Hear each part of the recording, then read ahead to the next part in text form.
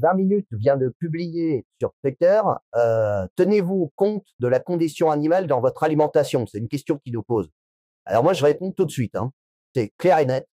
Non, parce que j'ai pas les moyens. Voilà. Et personne en France a les moyens de s'occuper de ces histoires. Donc c'est aussi simple que ça. Alors Nutri-Score, le bien-être animal bientôt considéré dans nos assiettes.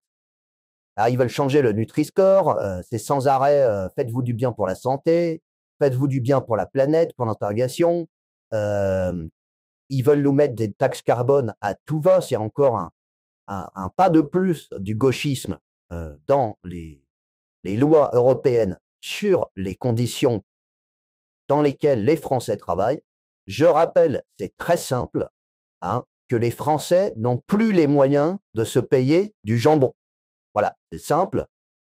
Plus les moyens de se payer du jambon, donc ils n'en ont rien à foutre du Nutri-Score, puisque de toute façon, les Français bouffent du E et de la merde, trop cher, ils n'ont plus les moyens. Donc ça me commence à m'énerver, je suis désolé de passer un coup de gueule, mais on va lire un petit peu l'article, c'est sympa.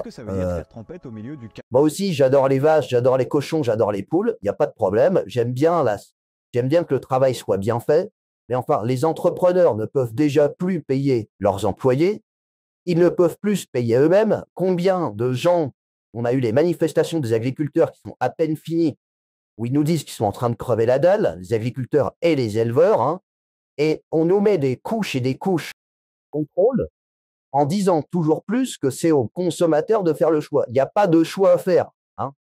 On a voté pour des mecs pour qu'ils fassent le travail. Donc, s'il doit y avoir des réglementations pour que les animaux crèvent dans des bonnes conditions ou qu'on n'en mange plus, j'en sais rien, on a déjà voté pour les mecs. Donc, les gars, on les paye, hein, entre 5 000, 24 000, 45 000 euros par mois. Donc, ils pondent les lois qu'il faut, hein. Ils mettent les Nutri-Score s'ils veulent et qu'on arrête de nous poser des questions. D'accord? Donc, je vous lis un petit peu le truc. Une considération de la condition animale dans son alimentation. L'ANSES recommande que l'évaluation porte en priorité sur l'état du bien-être animal en s'intéressant au comportement alimentaire. Par exemple, le bétail élevé en plein air peut permettre d'obtenir un A. Ce système permet aux personnes, quand elles vont dans un supermarché, de pouvoir comparer les produits, savoir dans lesquels on a le plus pris soin de l'animal. Voilà. Donc, c'est ce qu'a commenté Laure Ducot, experte des enjeux politiques environnementaux des aliments. J'en ai rien à foutre de Laure Ducot. Voilà. Je m'en fous de ce qu'elle pense. Tout le monde s'en fout, puisque quand on va se retrouver avec des Nutri-Score A qu'on ne pourra pas payer, de toute façon, on ira chercher le Nutri-Score E. Parce qu'une fois qu'en fait, ils auront bien placé leur Nutri-Score, après, ils adapteront les prix en fonction du Nutri-Score. Parce que je rappelle que le bio coûte plus cher. On ne sait pas pourquoi, puisque c'était la base de nos grands-mères. Et nous, on a connu l'époque où on bouffait du bio, quoi. Tout, c'était la base. On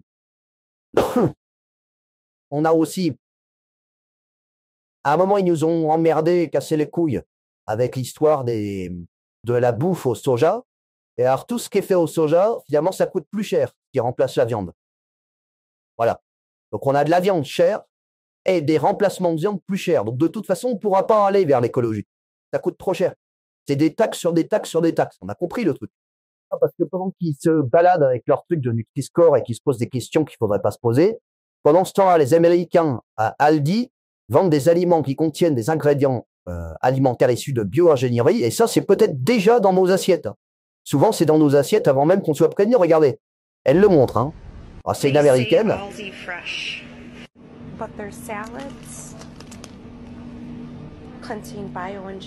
Voilà, contient biologie, machin, ingénierie, ingrédients.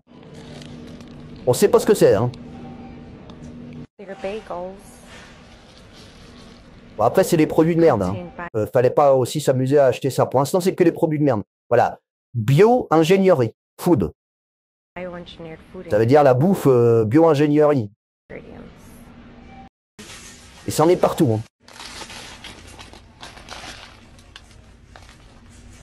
Voilà. Donc ça, c'est demain dans nos assiettes, par contre. Alors, ils vont mettre quoi comme Nutri-Score là-dessus?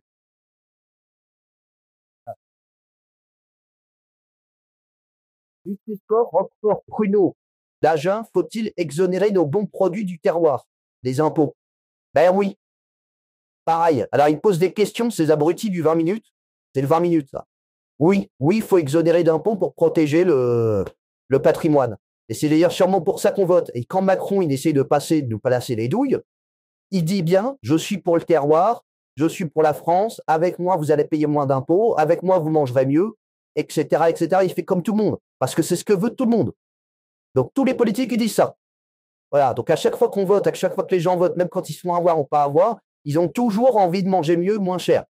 Et plus écologique avec des animaux qui sont en bonne santé. Qui est pour la maltraitance animale? Personne. Allez, j'arrête mon coup de gueule là. Moi, ils m'énervent, ces connards. Voilà, 20 minutes avec leurs experts. Que des conneries. Hein. On ne voit que des conneries. C'est que des conneries. Je vais leur dire, parce que moi, je conclurai là-dessus. Voilà, c'est que des conneries. On n'a plus l'argent pour manger. C'est le vrai problème. Merci. Voilà. Allez. Sur ce, on se fait des bisous malgré tout. J'espère que vous mangerez autre chose que des sandwichs à 15 euros. Là, hein. 15 euros le sandwich, jambon, beurre, Ritz à Paris. Voilà. Je teste le sandwich le plus cher de Paris. Il m'a coûté 15 balles. Voilà, c'est juste. Il a coûté ici, 15 balles au Ritz. Le packaging est vraiment très très mignon. Vous en pensez quoi? Ah, la boîte elle est mignonne. Il y a du jambon et du comté. On va voir ce que ça donne. En tout cas, il est quand même vachement grand. Hein, pour il est grand. C'est très sec. Genre, il manque de la sauce. Ouais, il manque de la sauce dans le jambon beurre. Non, bah, n'importe quoi. Allez, allez, on arrête. À la prochaine, les petits copains.